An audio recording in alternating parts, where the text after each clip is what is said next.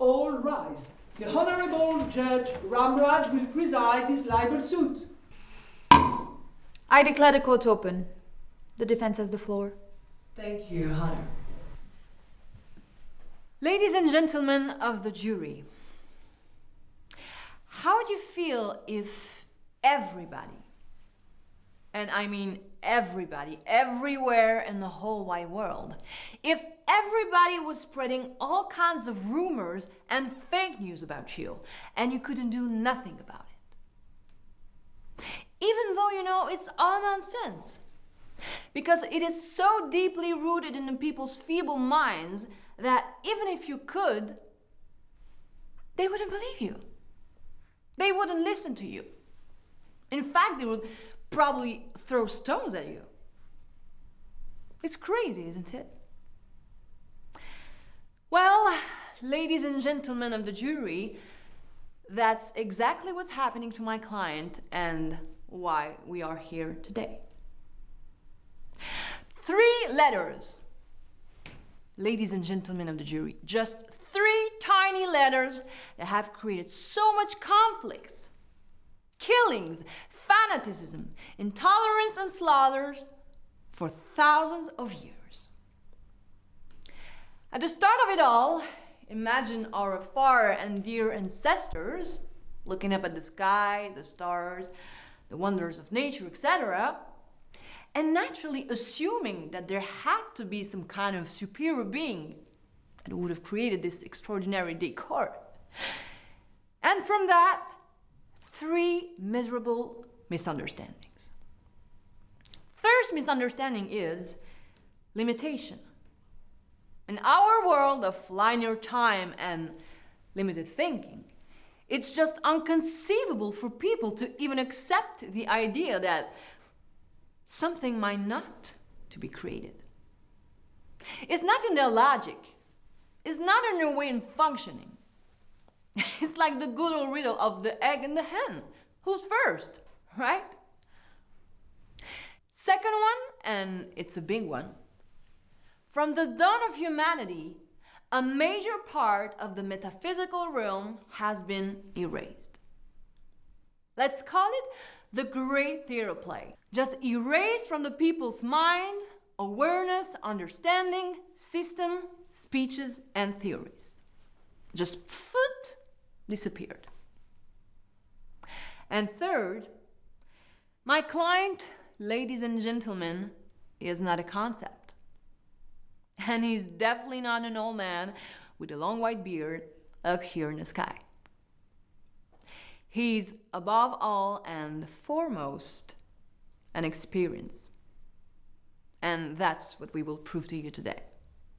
Along thousands of years, people have been giving my client all kinds of names, shapes, forms, faces, dwellings, powers. They've been saying that he's the one who created pretty much everything around us, from the stars to the earth in a week. He's been accused of causing all kinds of troubles, from the earthquake to the famines, wars, and Holocaust. They've been arguing that he's in every stone and crocodiles, that we are all parts of him, and so forth. All this is pure nonsense.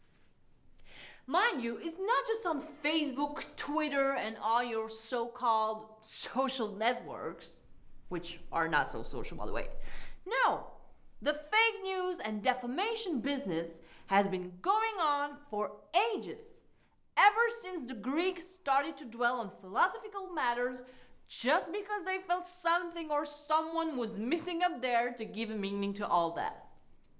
Meanwhile, all my client could do was to observe all this nonsense, listen to it, and, well, forgive. I mean, ladies and gentlemen of the jury, if millions of people were throwing gossips at your face since the infamous Big Bang, would your first reaction really be to forgive them all? Forgive? Really? Oh, come on now. Yet, ladies and gentlemen of the jury, that's exactly what my client has been doing all this time. Because that's all he can do, and because that's what he does best. Yeah.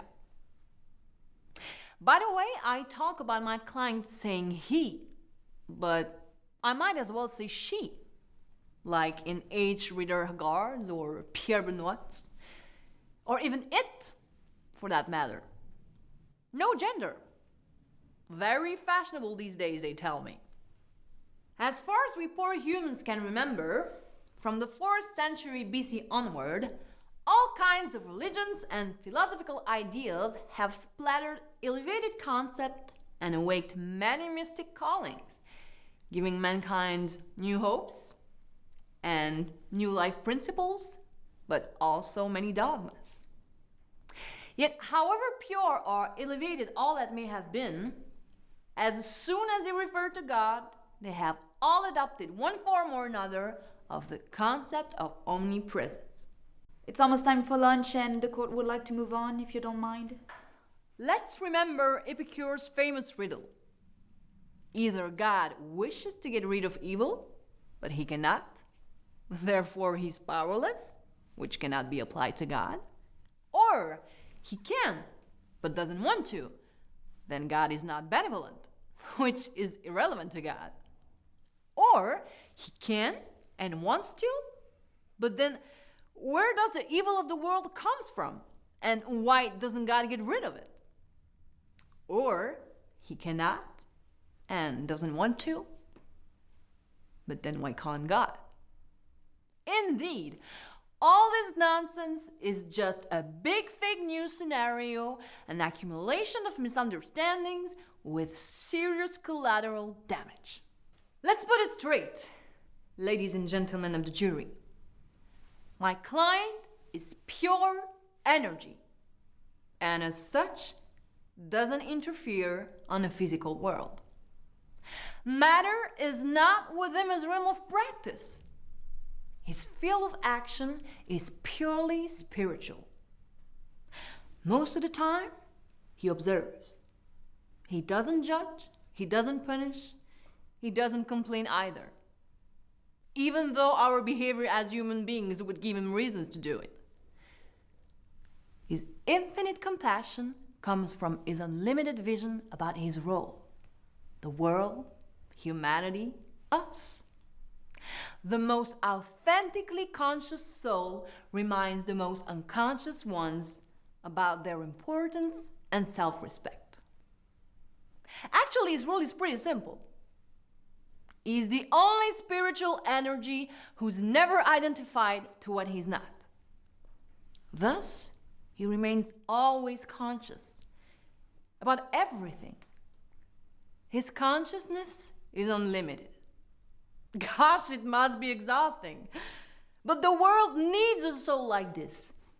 The absolute reference, the gold standard, yeah, that's him. Whereas all of us, souls who believe they are mortal, are identified to all sorts of illusions.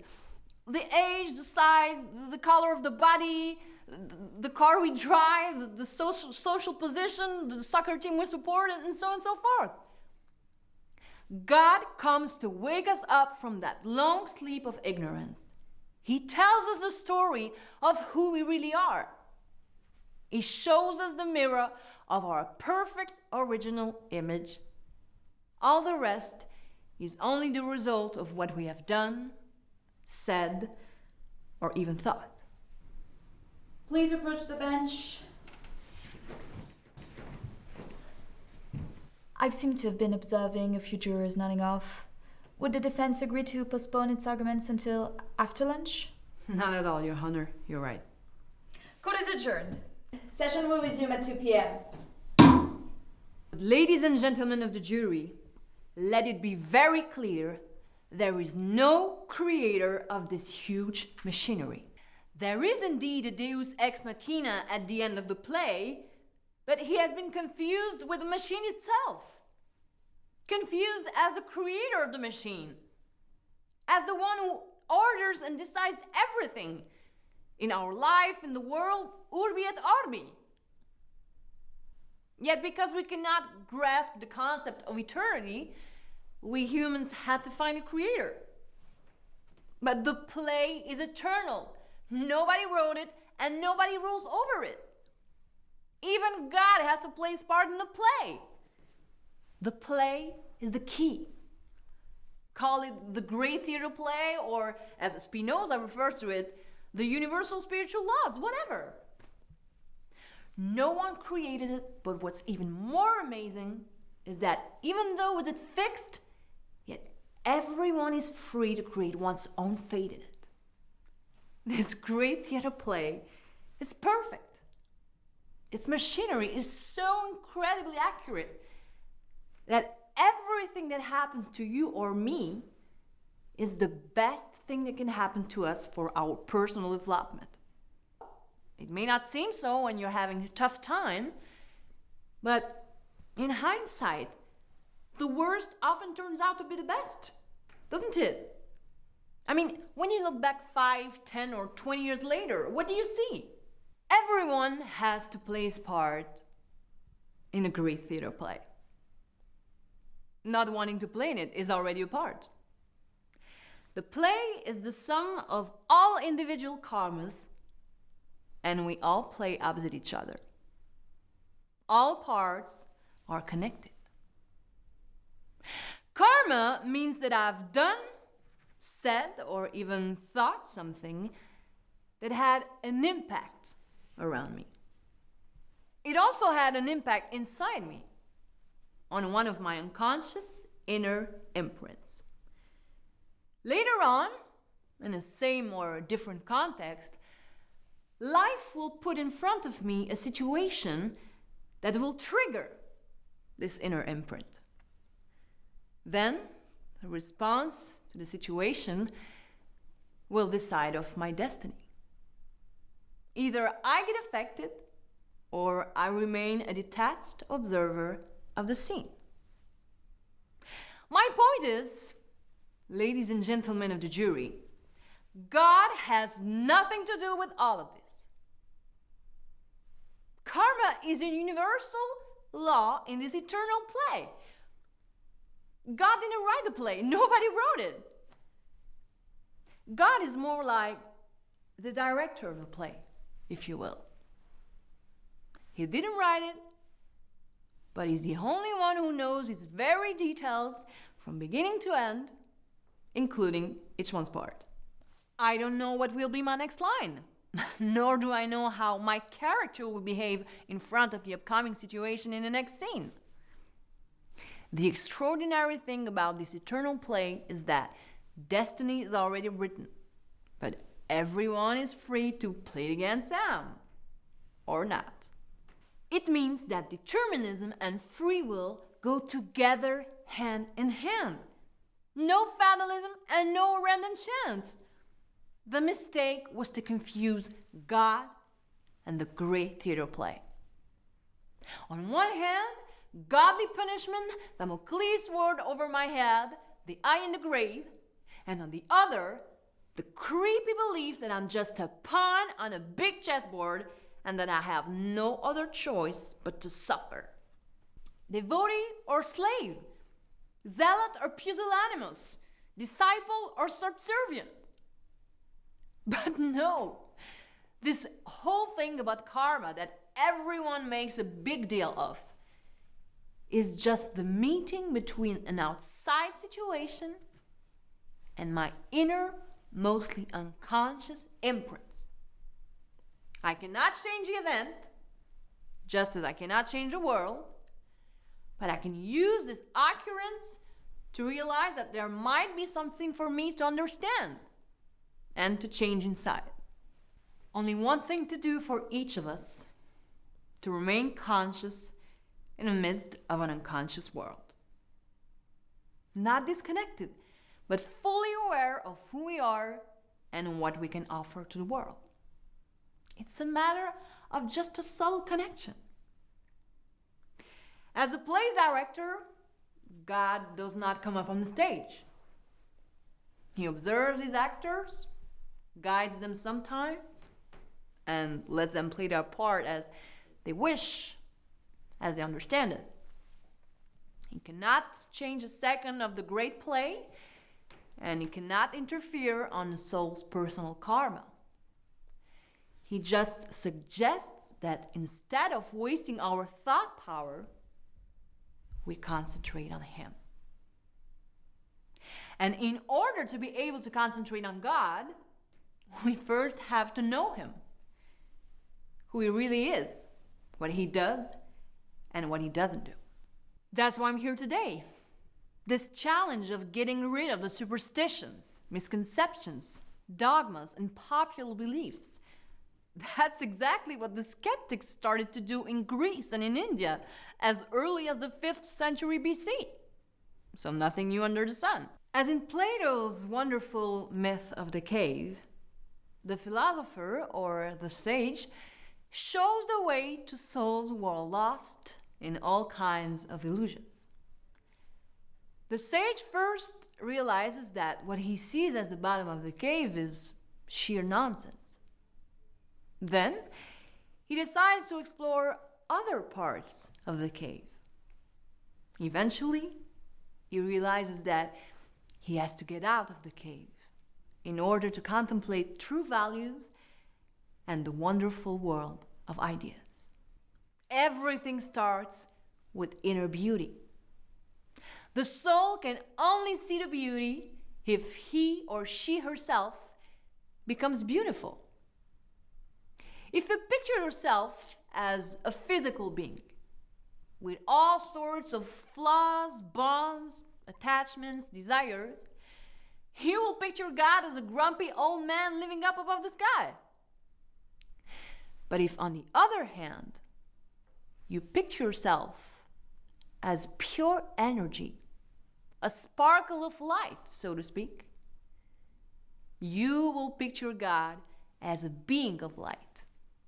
Hence the famous God created man his own image. In this big play, we all have our unique role. God's role is to be the source of light who, contrary to us, never identifies with matter, with a body and all its features. Imagine that you have a spiritual friend who is always here for you, who knows you completely, who accepts you with your personality, your qualities, shortcomings, without any judgment. Someone who is pure energy, just like you, and whose role is to make you aware of who you really are, to awaken you from that long sleep of ignorance. Someone who is not going to solve your petty problems, because he doesn't deal with matter, but whose only presence next to you will make you feel lighter, more detached, and less affected by anything and everything. Not indifferent or uncaring, but serene. Wisdom to you as it may. What I like the most about my client, ladies and gentlemen, is that he doesn't judge me. I picture him with a constant smile. My spiritual friend sees my games, my mischief, my weaknesses, also my long speeches, with patience. And he smiles because his vision stays always on the big picture. And he knows that every situations that I face here are to help me in my personal development, no matter what. He has become accustomed to my whims and wants. He knows that I don't like people who lie to me or try to manipulate me. Even though he's incorporeal, he's a true presence for me, very real and comforting. So to understand who God is, ladies and gentlemen, you first have to understand yourself. Forget the idea of an almighty being who sees everything and sets up the world's best or worst. God doesn't come with a bugle, a procession, and a marching band. God is no higher than you are. He's not the ultimate judge nor the executioner. God has his part just like you and me. And your part today, ladies and gentlemen of the jury, is to redress the grievance, to right the wrong that's been done to him for thousands of years, to stop the defamation about him. For God is not a concept. He's the experience and the presence of a true eternal friend, guide, and protector, now and always. The jury will now retire to deliberate. Did the jury reach the verdict?